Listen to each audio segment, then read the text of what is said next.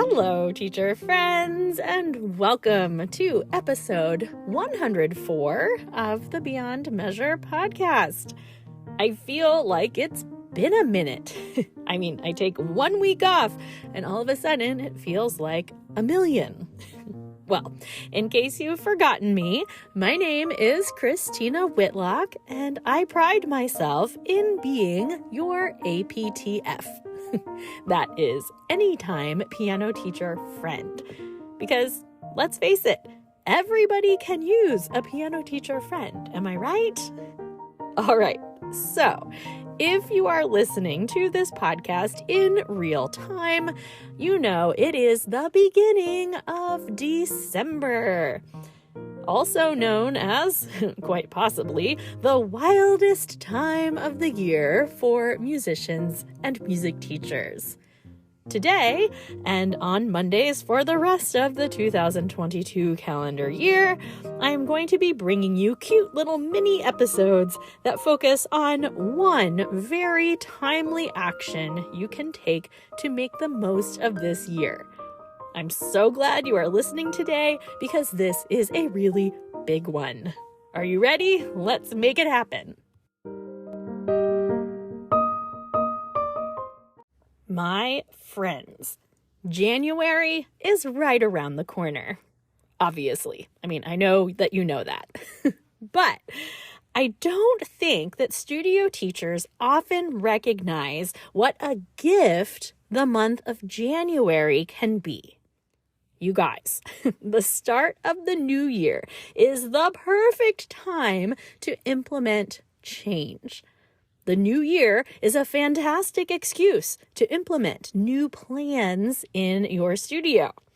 So I know that the start of the new year is full of talk about goals and choosing your word for the year and that polarizing concept of resolutions. But that is not what I'm talking about today. I want you instead to take some real time today and think long and hard about if there's anything about your studio that you are hoping to change in the future. Anything at all. Big stuff and, even most importantly, the smaller stuff. We'll talk examples in a minute. But once you've thought thoroughly through that list, the things that you would like to change in the future, I want you to ask yourself if there is anything on that list that you could implement in the new year. So I know that a lot of studio teachers typically implement a lot of their changes at the start of the academic year, and that's a great time to do so. In fact, it's when I typically make the bulk of my changes as well, like in August or September.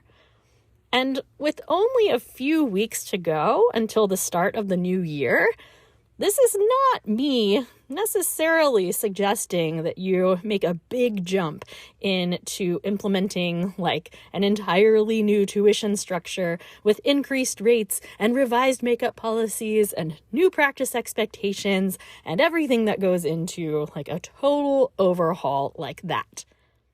Don't get me wrong, you totally could do that for January, but large policy overhauls like that typically work best with a decent amount of lead time communicated to your studio families before they take effect. So if you are doing a big change for the new year, I would suggest that you get right on that. So yeah, you could make big changes in January. I want to reinforce that I am all about teachers making tough decisions to better their quality of life, because in the end, it makes us more effective teachers. But instead of just the giant overhauls, let's consider the little things too. Let me ask you this. What small annoyances do you have at this point of the year? Is there anything you can do to change one or two of those things come January? For example, let's say you have been wanting to implement a no shoes in the studio rule. All right, I know this one is ripe with controversy, and I say ripe with controversy because if you go with a no shoes in the studio policy, you've also got to be prepared for some smelly feet. It's gonna happen. But if you would like to try a no shoes in the studio policy, January is a great time to make that happen. It's just so easy to say, as of January 1st, 2023, I am asking all students to remove their shoes at the door. Period. Maybe you are one of the many teachers who struggle with students who arrive too early. Now, again, this is a topic that brings about many feelings in the studio community, and every teacher has a different idea of a strategy that works for them to deal with students who arrive early. I'm not here to debate that policy with you today, though I will say if you want some ideas, either run a search in your favorite online teaching group or just email me and we'll hash out some ideas together. But back to the point, if you want to change something about your arrival or even your dismissal procedures, ta-da! January is your gift. This is the time to implement the change. Maybe people park at your studio in a funky way. Maybe they try to stay and chat too long after their student's lesson is over. Maybe you want to implement a new policy around students who forget their books. Maybe you want to express a new set of practice expectations. Maybe you want to work out a new feedback system for parents. Maybe you want to set a new expectation for recital attendance in the coming year. I just seriously want you to give some real thought to this week. Like, if you were going to issue a statement to your studio that began, effective January 1st, 2023, fill in the blank. Like, how would you complete that statement? But here's the thing, and I really need you to hear me on this, okay?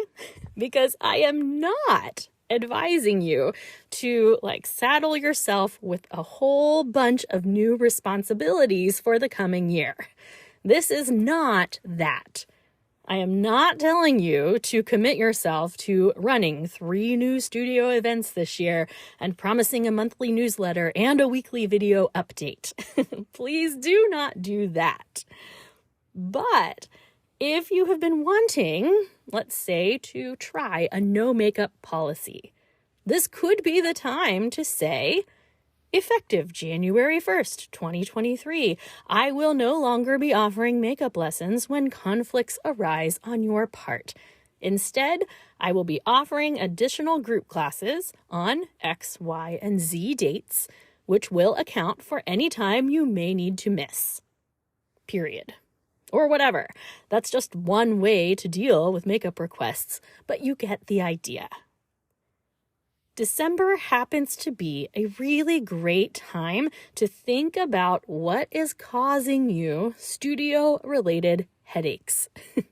We're all a little run down, and we are definitely ready for a break.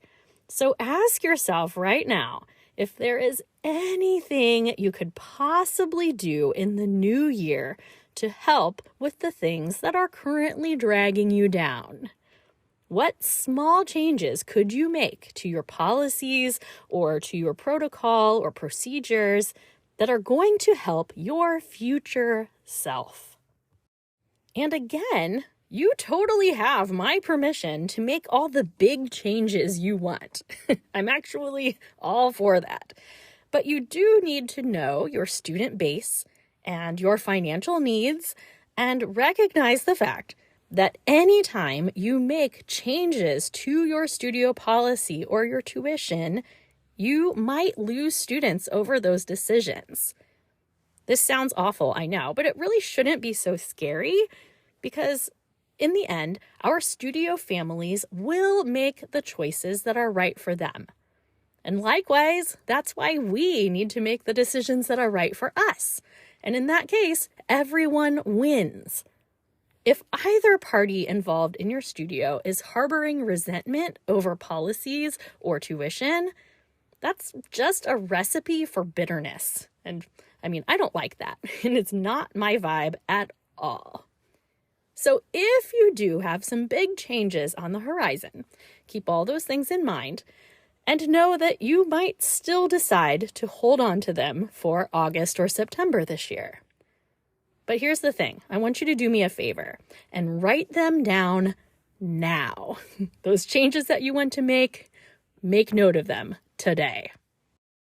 Maybe even start working on your verbiage around the new policies. Look, it is so much easier to implement changes if you have already worked out the language.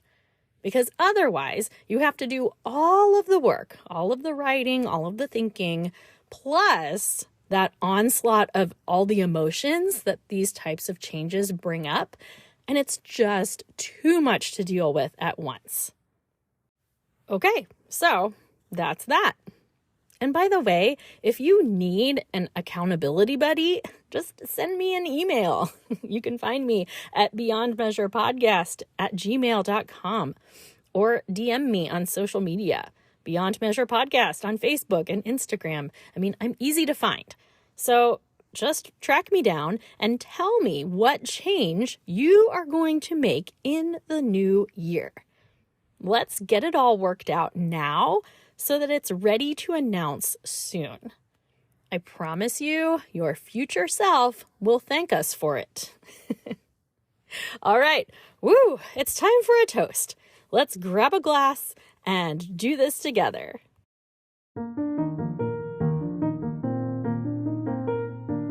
Music teacher friends from all around the world, today I want you to embrace the upcoming gift of January. I know it feels early to start talking about the new year. I'm not super excited about it either, but a little forward thinking now is going to be the best gift you can give yourself come 2023. How many times have you found yourself planning a new policy or expectation only to end up getting caught in the weeds of communicating that thing, and then somehow the idea just dies on the vine? I mean, I don't want that for you. So today we are toasting our intuition. Our guts are telling us that there is something we can do to make our studio lives better. You know you're thinking of something. I want you to embrace that. Play around with the idea. Run some scenarios through your brain. See if you can make some headway as we approach this true gift of January. And this is me saying cheers to better futures, my dear teacher friends. Hear, hear.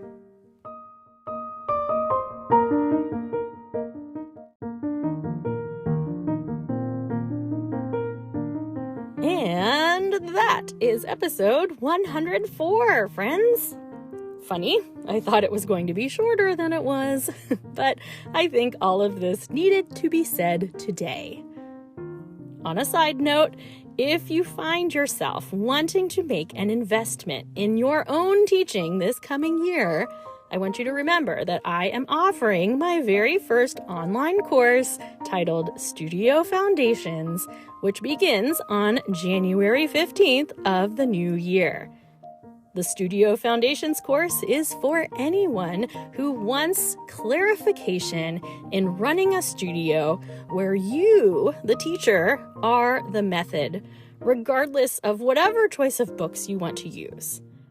If you want to explore foundational truths about how people learn music and how to build truly symbiotic relationships that benefit all parties involved in your studio, then the Studio Foundations course is for you.